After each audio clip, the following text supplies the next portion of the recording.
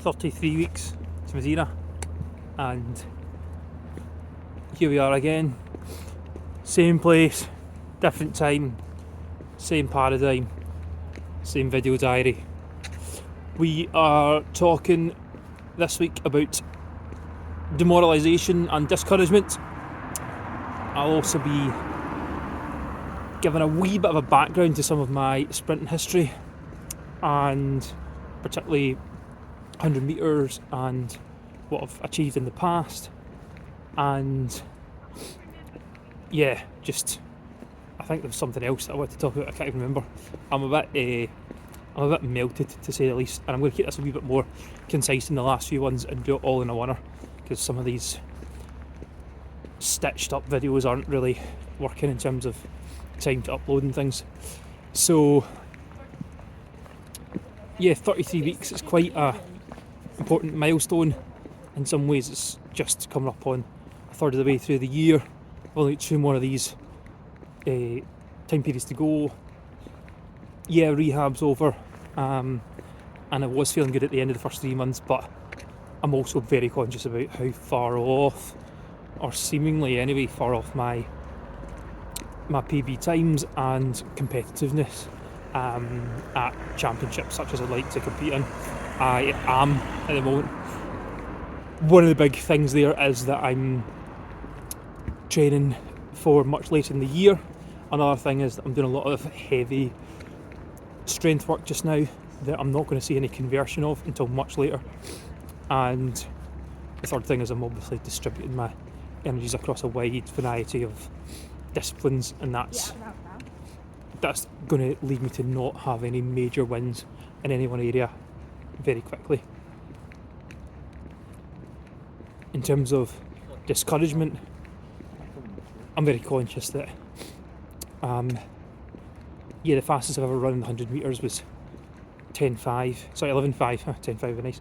11.5, and that was a good 7-8 years ago now, and there's a big question over whether I could ever get back to that, and I really would. It's a real massive barrier psychologically for me, and physically as well. And it's also the sort of time that on the UK rankings as well, they only go up to 11.5 rather. So,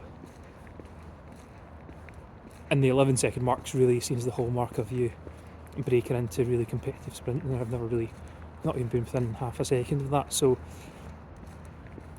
that remains a big thing for me, and we're just going to have to see over time.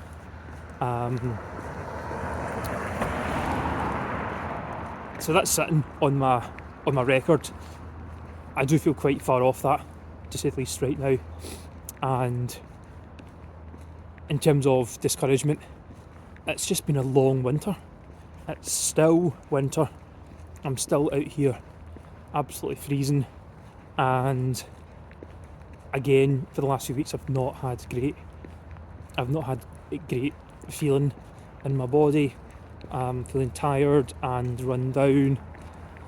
No major infections apart from that 1 week, but I finished the first block on the 1st of February, and it's now the 25th, and I've still not got into the strength programme that I was planning to. So I'm planning to do the first session of that tomorrow.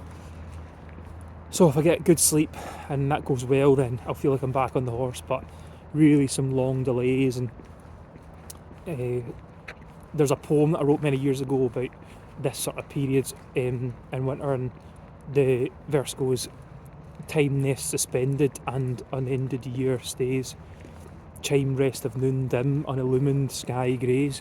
And it's just that idea that everything's just continuing and be eked out and stretched out, but not actually capitulating and not coming to anything, and winter can feel like that. So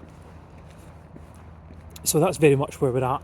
ATM and RN, I'm going to just try and keep my sights focused on Madiera next year. And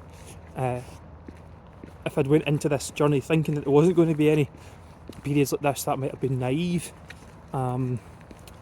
So yeah, the really difficult thing to do in this moment is actually to rest up. Tonight on the track, I felt fast but just tired. So still recovering from the session I did on Sunday. So yeah, that was the thing I wanted to touch on.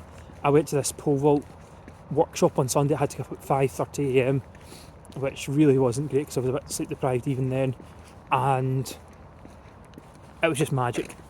It was just great to be in a group of people with a high level coach from English athletics, teaching pole vault. They got us doing gymnastics, throwing ourselves in the mat, doing cartwheels and somersaults, and just to get us primed for it. And it was really good. So there was a real age range there, and there was a couple that were older than me, and one of them was actually quite negative. This older person was kind of playing down her chances of getting a good height and stuff like that, and I really didn't like that, because the kids that were just turning up and being like, right, I'm just going to give it a go, and some of them did better than others, but they all did better than they probably thought they could. They all seemed to come on noticeably within the context of the session. That's amazing how 3 hours later everyone's kind of going up and doing pretty decent pole vaults. Not over any particular height, but just with really good technique. So I'm trying to have that mindset of a child of, yeah, well, I've not really tried it, so let's give it a good go and let's see what happens, rather than, oh no, I'm definitely not going to be doing it. I'm wondering if I've made a bit of a mistake sharing with some people that I did pole vault, because a lot of people were kind of laughing or shocked, or so yeah, we just have to see what comes of that. Some guy friends said that they would keep it to themselves as long as I sent them a video, so I think that sounds good. I've set a boundary there. I don't want people now coming and asking me, oh, I heard you were doing pole vault. But yeah, I'm just trying to protect my psyche. Just thinking a wee bit wider as I'm now walking through the wilderness out here, which you can't really see much. Emotional and spiritual health is really important, because the stories that we tell ourselves about who we are and what we can do and what we can't do can be defining. And it's not we can totally detach ourselves from the story. It's not that there's no truth in the story, but sometimes what was true in the past we can decide to make true indefinitely, or what's 80% true we can decide to make 100% true, or what someone else has said true is true we can decide to make true for ourselves as well. And there's a couple of things that people have said to me in the past. I'm thinking of one family member who said that my name would be getting called out from podiums, or I'd be announced at the top of podiums all over the world. This family member said this before he died, and it stuck with me, and I'm like, when's this going to happen?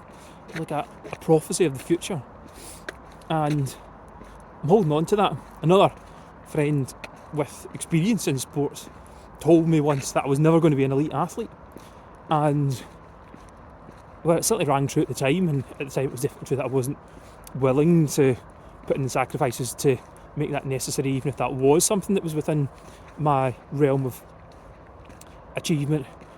Just being told that again was a bit of a, alright, okay, like, don't get ahead of yourself, and maybe you're not up to that much. Whereas if someone else had said, hey, I don't really know what you could achieve, you've really got a lot of untapped potential and it's up to you, then again, that's potentially quite a realistic thing to say, but not leading someone astray. Anyway, these are some of my stories that are going around in my head, and we're all carrying difficult things from our past as well. We've all got injustices or grief that we're holding on to, and I've been processing some of those in the last couple of weeks, and some of that's been good, some of that process has been good and necessary, but again, that's weighing on me, so I've got to acknowledge that as well. So one particularly difficult thing that I got a bit of news on Friday that I found quite difficult. So when something like that happens, I've got 3 kind of practical things that I do that don't really change the situation, but always just make me feel 10% better. One of them is to journal, to actually write down what happened, write down how I feel about it, or that I don't feel good about it, rather. Not long, just I'm not feeling good about this. To actually put that on paper makes it real, because sometimes I can feel that actually my experience is not real, or it doesn't matter, it doesn't actually resonate with reality. I'm just in this alternate reality where things upset me but don't upset anyone else. So that's good to acknowledge that, to acknowledge my own experience. The second one's to reach out to someone else and say, "Hi, can you support me in this?" Reached out to a friend and said, "Hi, this is here's a kind of an inkling of the situation. Please keep me in your thoughts and prayers." And he did. He got back and he had something else he wanted me to do the same for him, and it was great. And the third thing was to give generously in some way. So I found a way to send a book to someone, and it cost a bit of money, but I really thought they could use it, and they're going to receive that now. And those three things, that generosity, that acknowledging my own grief, and asking for support, I found did help. It didn't solve any of the situation, but it took me out of myself and moved things forward. So that's some of what's going on. None of y'all can see me right now. I'm basically like a floating head in the UEA. If anyone meets me here, they're going to get scared. But yeah, I'm really glad that I'm here. I'm glad I'm on this journey. I'm glad that I'm still recording this in the dark days. I'm looking forward to the summer when I'm coming back and seeing the fruit of some of this stuff and trusting the process. Going to feel that warm sun in my face in Madiera. Going to feel elated as I do things that I've never done before. I'm going to feel a sense of wonder at what has unfolded. So that's us for this week.